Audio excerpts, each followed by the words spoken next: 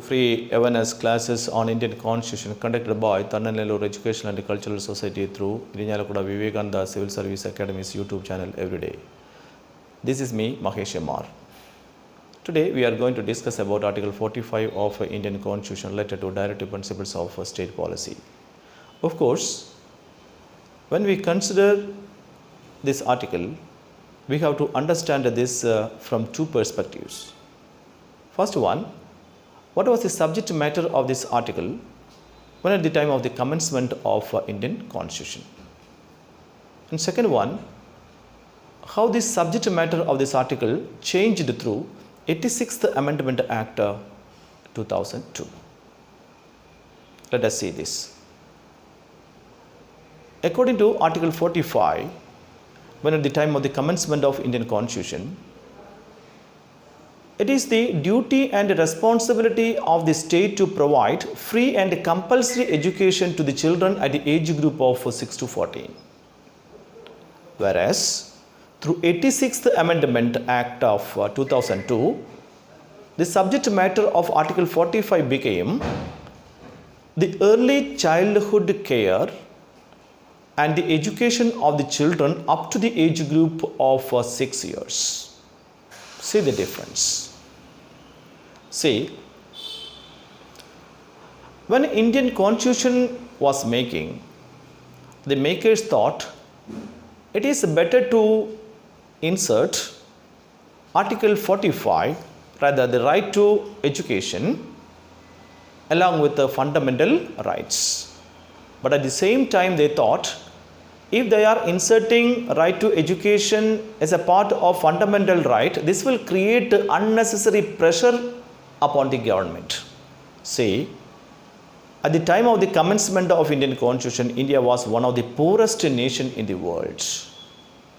So, they included one provision with Article 45 that the state should implement this within a period of 6 years. Within a period of 10 years, which means within 1960. The commencement of Indian Constitution was on 26th January 1950. So, within a period of 10 years means before 1960, government should take all the measures to provide free and compulsory education to the children at the age group of 6 to 14. But unfortunately, even though the states strived for it and started many schemes and programs, none of them was successful. In the year 1968, to review, to know the status of education in India, the government appointed a committee that was Kothari Committee. And this committee submitted its report in 1966. Let us see the recommendations made by this committee. Firstly, of course, provided a free and compulsory education to the children at the age group of 6 to 14. Secondly, it recommended to provide quality training to the teachers. And thirdly, to provide a 3-language system, which means English, Hindi and any one of the regional language mentioned in the 8th schedule of the Constitution. And fourthly, to give more awareness to national and international understanding. And also, education should be on the basis of social, moral and spiritual values. And finally, do not show any discrimination while providing education to this age group of children. On the basis of this committee's recommendations in the year 1968, Indira Gandhi government made the first national education policy. And here, main focus given to the to provide or to give more priority to Sanskrit language. In the year 1986, Rajiv Gandhi government made the second national education policy. And here, that government provided priority areas in the form of a woman, SC and ST education. To review the working of a second national education policy, in the year 1990, another committee was constituted, that was Acharya Ramamurthy Committee. This committee recommended to the government, why can't you insert right to education as a part of fundamental rights? On the basis of Ramurthy committee, in the year 1992, Narasimha Rao government made a third national education policy.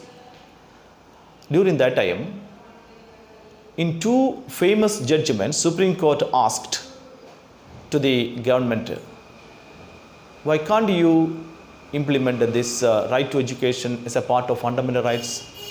You see, right to education derived from right to life. Right to life means that mentioned in Article 21 in the form of protection of life and personal liberties.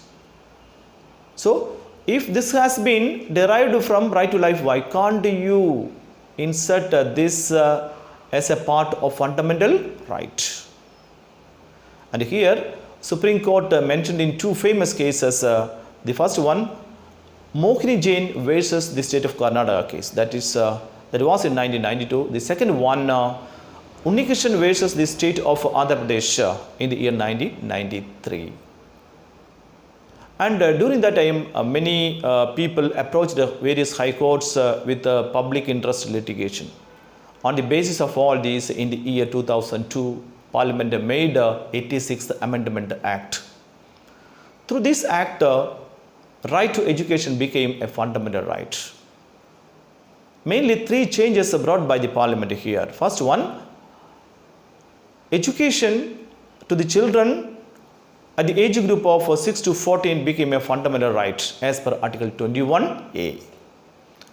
And the second change brought by this amendment was, the subject matter of Article 45 changed into early childhood care and the education of the children up to the age of 6 years. Here we can see more importance given to Anganwadis. Actually, Anganwadi system in the form of integrated child development service scheme that was started in the year 1975. But after this amendment, LKG, rather pre-KG, LKG, UKG education got its relevance. That's it. And the third change brought by this amendment was a new fundamental duty added to Article 51A in the form of a clause K. Earlier there had 10 fundamental duties. Now that it became 11. The 11th one was, now this became right to education or to provide education to the children at the age group of 6 to 14 became a fundamental duty of all the parents and guardians. See, when right to education became a fundamental right, to give more effect on it, in the year 2009, government introduced Right of Children Free and Compulsory Education Act 2009, and this came to force on 1st April 2010. In the year 2020, the present union government came with the fourth national education policy.